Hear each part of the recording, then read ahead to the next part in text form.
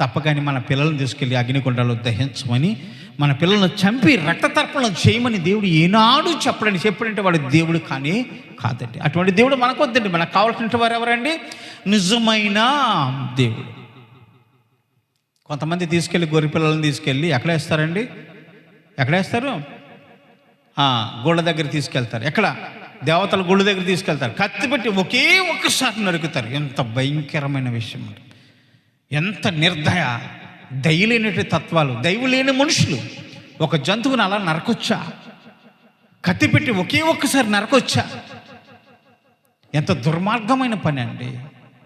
ఆ రక్తాన్ని తీసుకెళ్ళి మళ్ళీ ఆ గోడల మీద, ఆ దేవత గోడల మీద అరచేతులతో అద్దుతారు. అరచేతులతో ఆ దేవతల గోడల మీద అద్దుతారు. ఈ రక్తాన్ని తీసుకెళ్ళి రక్తపు గిన్నెలో చేతిని ముంచి ఆ చేతిని పెట్టుకెళ్ళి ముద్రలు వేస్తారు. ఆ గోడ అంతా కూడా ఆ దేవతల గోడలని ముద్రలు వేసేవారు పూర్వకాలంలో.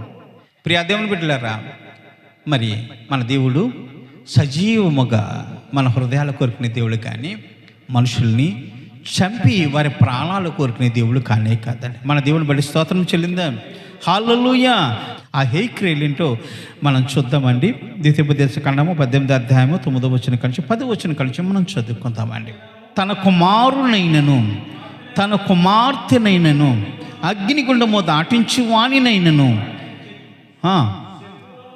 శకునము చెప్పు సోదిగానినైనను మేఘ శకునములు కానీ సర్పశకునములు కానీ చెప్పు వాణినైనను చిల్లంగి వాణినైనను మాంత్రికునైనను ఇంద్రజాలికునైనను కర్ణపిశాచి నడుగువాణినైనను దెయ్యములు యొద్ద విచారించి వాణినైనను మీ మధ్యన ఉండనీయకండి.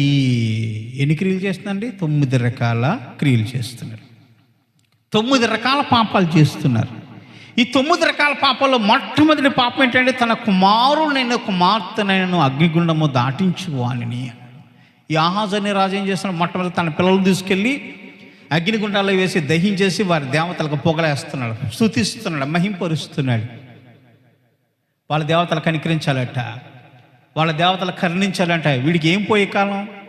దేవుడు రాజ్యాన్ని ఇచ్చాడు, సమస్తము అధికంగా ఇతన్ని హెచ్చించి ఉంచాడు. ఇతనంటే అందరికీ భయమే. ఒక దేశానికి రాజు మామూలు మాటలండి. అంత గొప్ప ఐశ్వర్యంలో గొప్పగా సమాధానపరిచి అతన్ని సింహాసనం మీద కూర్చొని పెడితే వీడికి ఇంకేం కావాలండి? ఇంకేం కావాలి? చాలామంది సంపాదించిన సరిపది ఇంకా కావాలి. నెత్తి మీద వేసుకుపోతామా అండి? మనం తిని చచ్చిపోతామా? అది మనతో వస్తుందా? రాదని ఇంకా కావాలి, మాకు ఇంకా కావాలి.